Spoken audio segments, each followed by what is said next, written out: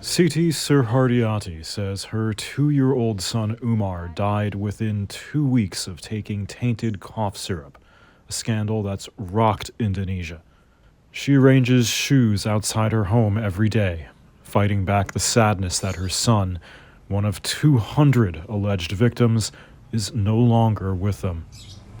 Now, her family is one of 25 in a class action lawsuit against at least 8 pharmaceutical companies and some government agencies. I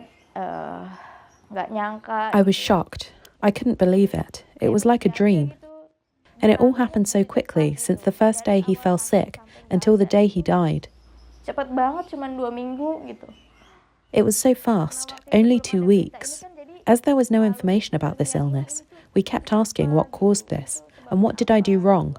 All the questions that were always in my head, because he had always been fine and nothing was wrong with him since he was born. Dia tuh sehat-sehat aja gitu, nggak ada apa-apa gitu. Ada kabar bilang katanya dari I heard it was because of the medicine and I checked about it. And apparently, what Umar consumed was the same as the other patients who had already died. Obatnya sama yang sudah gitu, sama yang pasien di situ yang udah nggak ada juga gitu. So then the police were investigating and took a sample of the medicine that Umar consumed. And they proved that it contained ethylene glycol and diethylene glycol.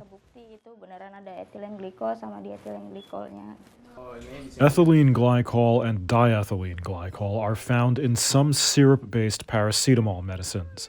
They're solvents and thickening agents.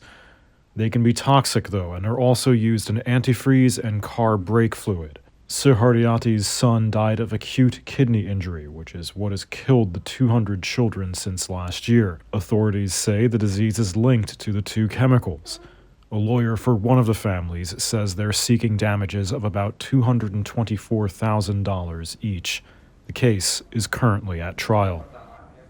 Indonesia's government has banned several cough syrups and has also launched their own legal action against several pharmaceutical companies whose products allegedly contain the substances.